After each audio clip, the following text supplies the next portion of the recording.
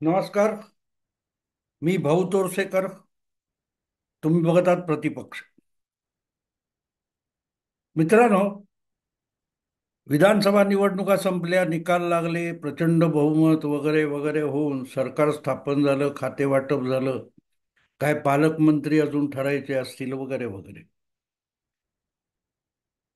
मंत्रिमंडळ झाल्यानंतर आणि त्याचा विस्तार झाल्यानंतर ज्या प्रकारे रुसवे फुगवे सुरू झाले, तोही भर आता ओसरलेला आहे.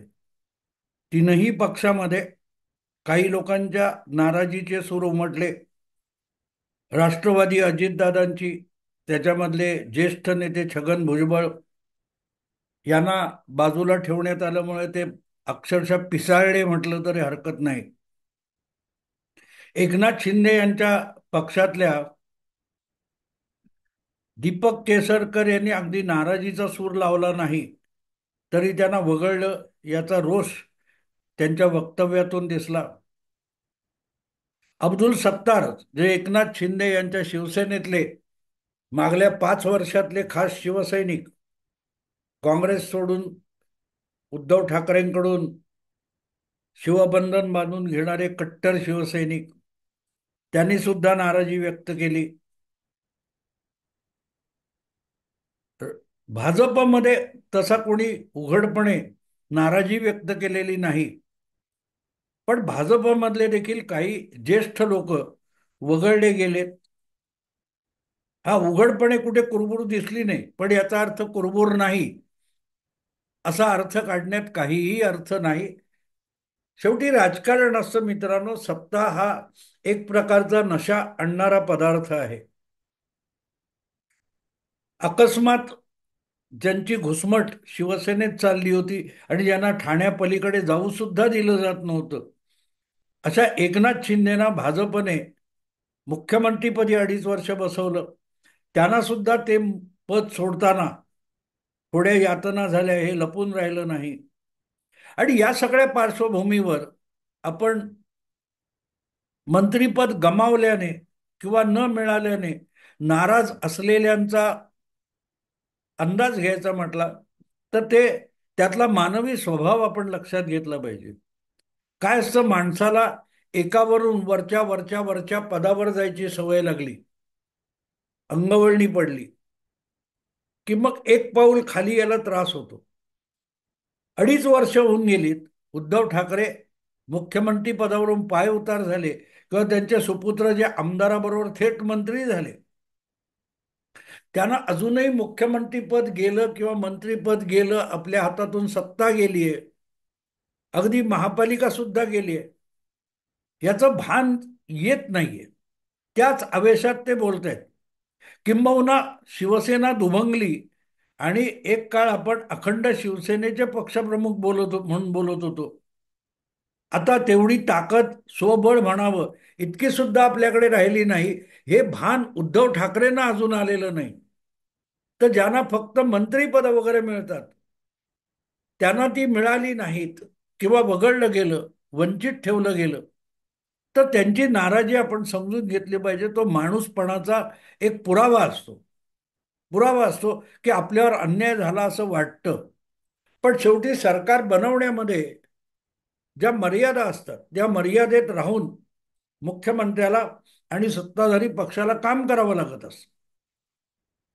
त्यामुळे मंत्रीपद गेल्यामुळे कोणी आनंदित वगैरे झाला असं सापडणार नाही. जवळजवळ सगळीकडून एक नाराजी, निराशा किंवा अन्यायाची भावना ज्यांच्या हातून गेलंय त्यांच्यामध्ये असते. फार कशाला आपण निकाल लागल्यानंतर ज्या प्रकारे महाविकास आघाडीचा धुव्वा उडाला, त्यांच्या आमदारांची संख्या कमी झाली तर आपल्यावर अन्याय झाला म्हणून ते किती हातपाय आपटतात ते बघा तुम्ही. मग ईव्हीएम वर आक्षेप घे, मतदार यादीवर आक्षेप घे, काय काय काय काय चालू असतं.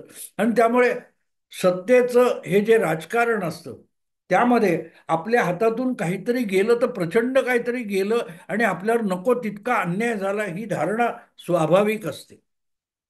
त्याबद्दल फार तक्रार करण्यात अर्थ नसतो. आणि प्रामुख्याने जे कालपर्यंत जवळचे असतात, विश्वासातले असतात,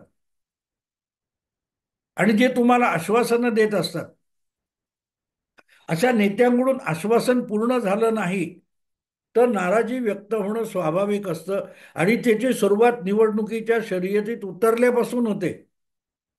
उमेदवारी अर्ज मिळण्यापासून, उमेदवारी म्हणून एका पक्षाचा जो काय एबी फॉर्म असतो, ज्याला तिकीट दिलं म्हणतात, तेही तिकीट मिळालं नाही तर आपल्यावर अन्याय झाला म्हणून बंडखोरी करणारे असतात.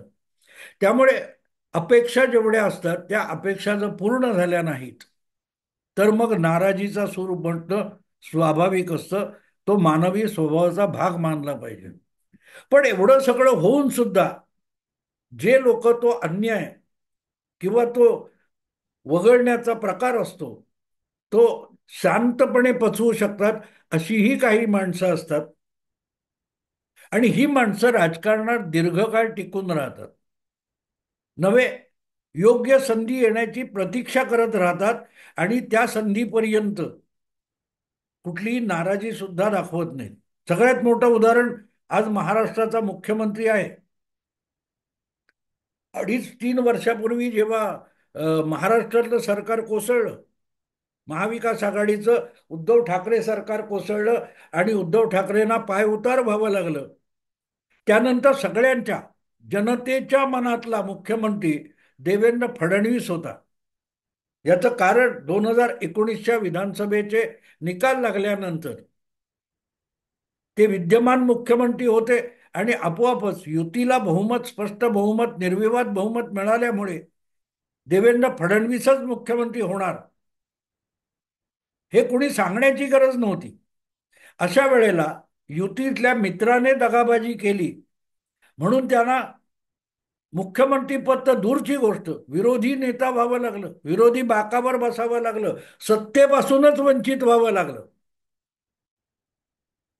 आणि इतकं होऊन 2.5 वर्षात राजकारणाचे वेगवेगळे डाव खेळून ज्या देवेंद्र फडणवीसांनी परत महाराष्ट्रामध्ये शिवसेना भाजप युती घडवून आणली आणि सरकार बनवण्याचा प्रसंग आला, तेव्हा सुद्धा अखेरच्या क्षणापर्यंत, पत्रकार परिषदेत नावाची घोषणा होईपर्यंत पत्रकारांच्या मनात सुद्धा एकच नाव होतं मुख्यमंत्रीपदासाठी आणि ते होतं देवेंद्र फडणवीस. पण त्या देवेंद्र फडणवीसांनीच एकनाथ शिंदे मुख्यमंत्री होतील आणि मी सत्तेच्या बाहेर बसणार आहे अशी घोषणा करून टाकली होती. पण कालपर्यंत मुख्यमंत्री असलेला माणूस हा आज उपमुख्यमंत्री पदावर बसवण्यापर्यंत त्यांच्या हायकमांडने टोकाचा निर्णय घेतला. भाजपच्या श्रेष्ठींनी हा निर्णय घेतला की नाही, देवेंद्र फडणवीसांनी सत्तेच्या बाहेर बसायचं नाही, सरकार बनले तर सरकारमध्ये सहभागी झालं पाहिजे आणि उपमुख्यमंत्री त्यांना व्हायला भाग पाडलं. देवेंद्र फडणवीसांची नाराजी लपलेली नव्हती.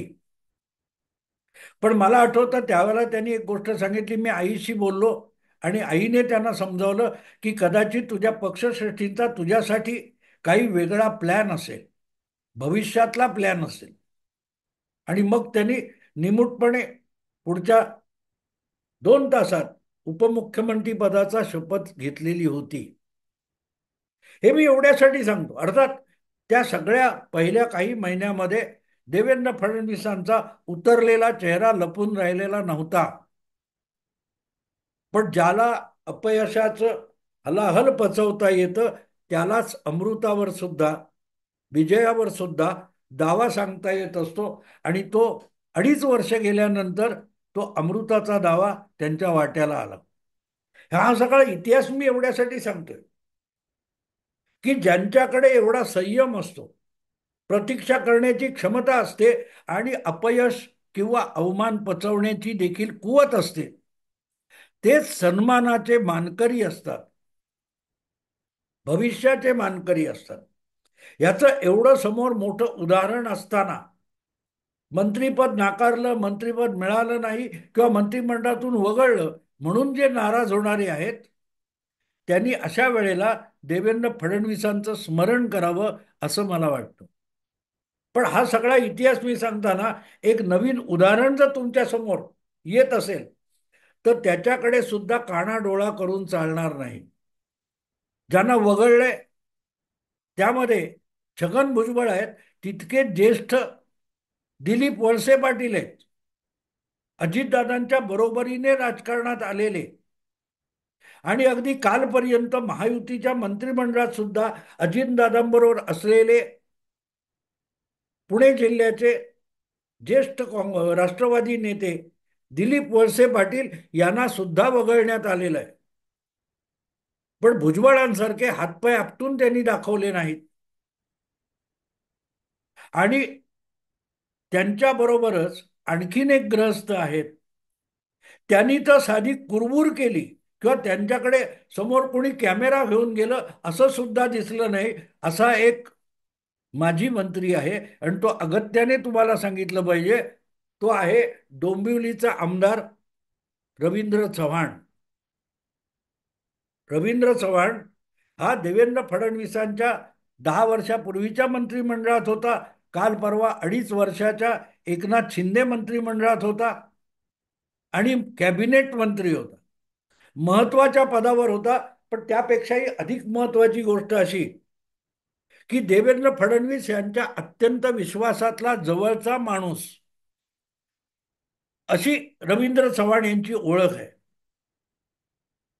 रवींद्र चव्हाण काय इकडे तिकडे काय झालं, रवींद्र चव्हाणला पाठवलं.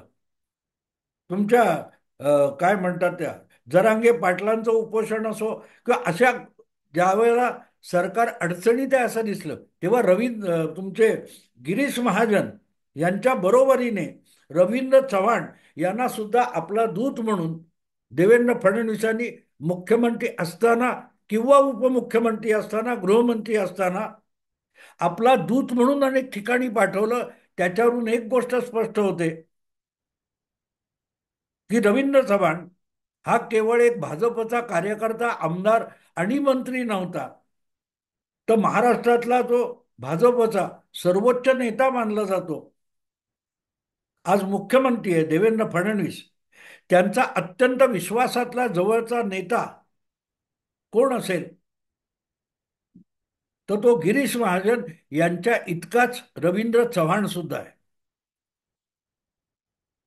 पण मंत्रिमंडळात आपल्याला स्थान मिळालं नाही म्हणून एक चकार शब्द न बोललेला जो कोण असेल तर तो सुद्धा रवींद्र चव्हाण आहे.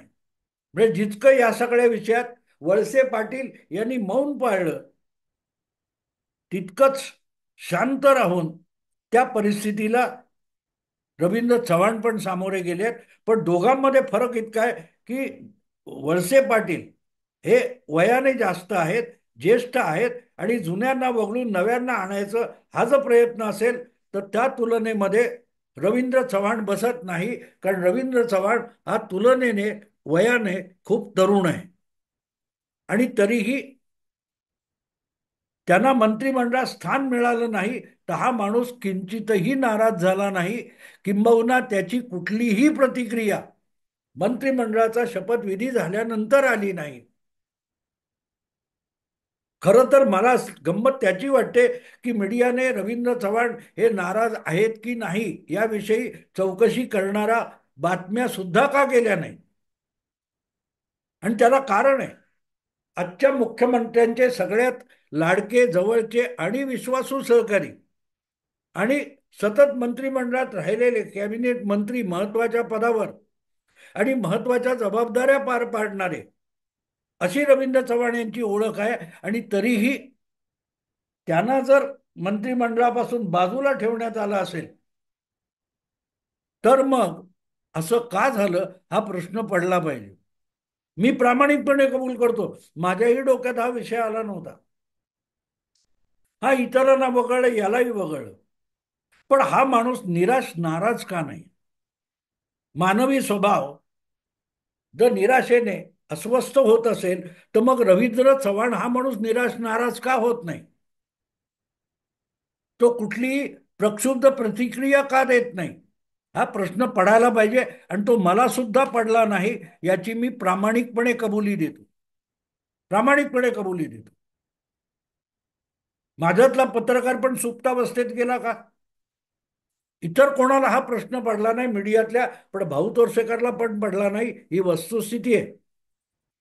पण खटकण्यासारखी गोष्ट अशी आहे की रवींद्र चव्हाण यांनी त्याविषयी नाराजी अजिबात व्यक्त केली नाही. आम्ही सगळे नाराज होणाऱ्यांकडे बघत बसलो. भुजबळ असतील, शिवतारे असतील, किंवा तुमचे अब्दुल सत्तार असतील, या सगळ्यांकडे आमचं लक्ष होतं. पण वळसे पाटलांची प्रतिक्रिया कोणी घेतली नाही. आणि रवींद्र चव्हाण यांच्याविषयी कोणाला बातमी बनवावीशी वाटली नाही. मला याचं नवल वाटतं. मलाही माझीच काय ते कानाडोळा करणं खटकलेलं आहे. पण मग मी विचार करायला लागलो की एवढं सगळं होऊन ज्या काय इतर बातम्या मला रवींद्र चव्हाण याच्याविषयी वाचायला मिळाल्या, तेव्हा लक्षात आलं हा माणूस नाराज नाही, उलटा नॉर्मल आहे, ॲब्सोल्युटली नॉर्मल आहे. दीर्घ काळानंतर 10 वर्षाच्या या यशस्वी राजकारणानंतर आपल्याला मंत्रिमंडळातून बाजूला ठेवून हा माणूस खुश का असू शकतो? आणि तिथे मला मग देवेंद्र फडणवीस आणि उपमुख्यमंत्री होण्यापूर्वी त्यांच्या आईशी झालेला त्यांचा संवाद मी ऐकला होता, तो आठवला. की जर आपल्याला पक्षश्रेष्ठींनी, वरिष्ठांनी मंत्रिमंडळातून वगळले, बाजूला ठेवले, तर मग वरिष्ठांची आपल्यासाठी काही वेगळी योजना आहे का, याचा विचार आवश्यक असतो. आणि तो जसा देवेंद्र फडणवीसांना त्यांच्या आईने समजावला, तसा कोणी रवींद्र चव्हाण यांना समजावलाय का? रवींद्र चव्हाण हा नुसता एक भाजपचा आमदार नाहीये. जे काही 132 आमदार आहेत त्यातला एक आमदार नाहीये. रवींद्र चव्हाण हा मूलतः राष्ट्रीय स्वयंसेवक संघाचा स्वयंसेवक आहे, कार्यकर्ता आहे.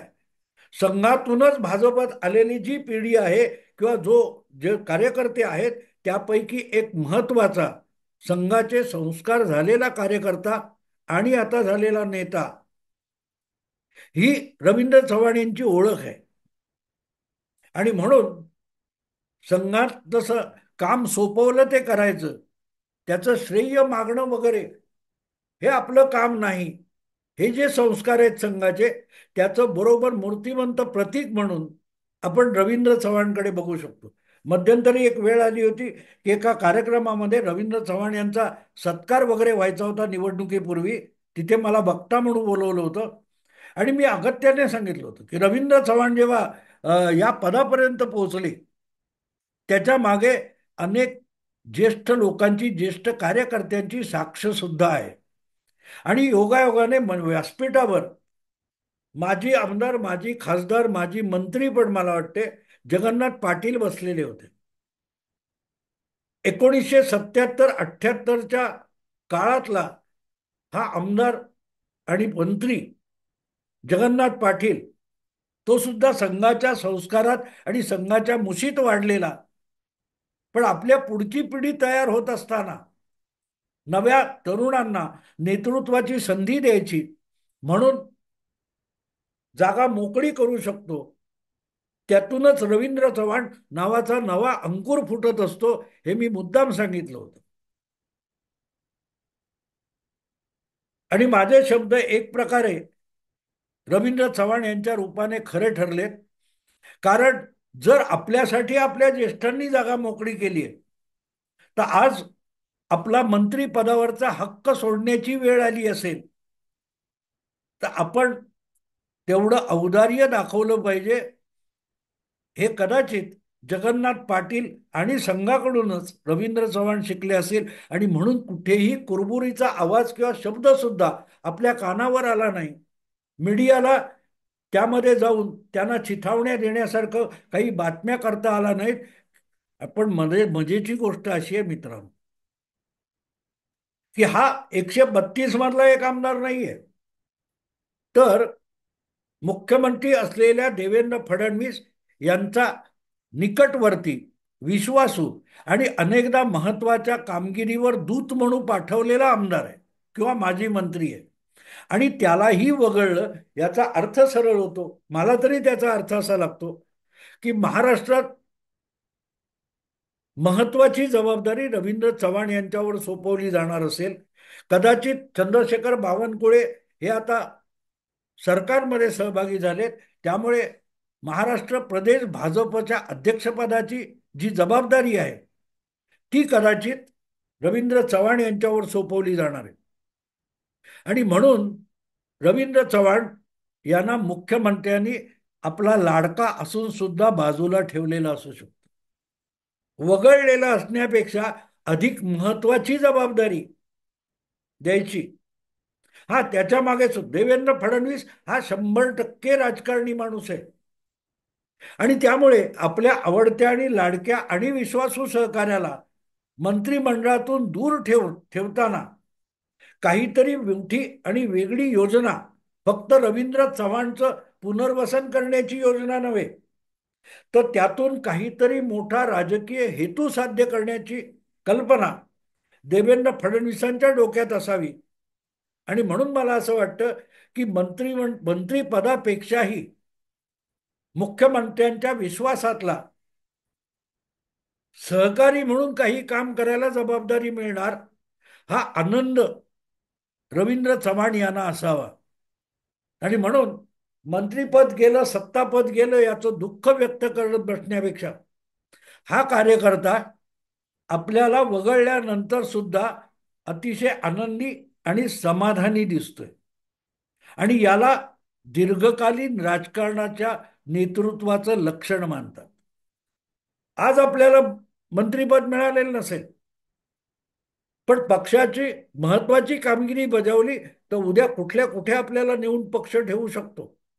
भारतीय जनता पक्ष हा काँग्रेस किंवा इतर पक्षांसारखा नाहीये. तिथे गुणी, कुशल आणि मुरब्बी कार्यकर्त्याला उचलून अचानक महत्वाच्या पदावर बसवलं जातं. पण कुठल्याही महत्वाच्या पदावर बसवण्यापूर्वी त्याची अक्षरशः सत्व परीक्षा पण घेतली जाते. देवेंद्र फडणवीस यांना मुख्यमंत्री पदावरून उपमुख्यमंत्री पदावर आणणं, वेळ आली तर विरोधी नेते पदावर बसूनही कामगिरी कसा करतो हे बघितलं जातं. ज्याला म्हणतात ना, तावून सुलाखून सोनं बाहेर पडतं. भाजपमध्ये तशा रीतीने काम चालत असेल तर मला असं वाटतं की रवींद्र चव्हाण या संघाच्या स्वयंसेवकाचं आणि भाजपच्या आमदाराचं भवितव्य उज्ज्वल आहे. मंत्रिमंडळातून वगळणं हा कदाचित या तरुण आमदारासाठी, होतकरू आमदारासाठी एक शुभ संकेत असू शकतो. कदाचित त्यांनाही माहिती असेल, मला कल्पना नाहीये. आत्ता इथेच थांबतो. आवडलं लाईक करा, शेअर करा, सबस्क्राईब करा आणि त्या घंटी काय असते, बेल आयकॉन, त्याच्यावर क्लिक करा. नमस्कार.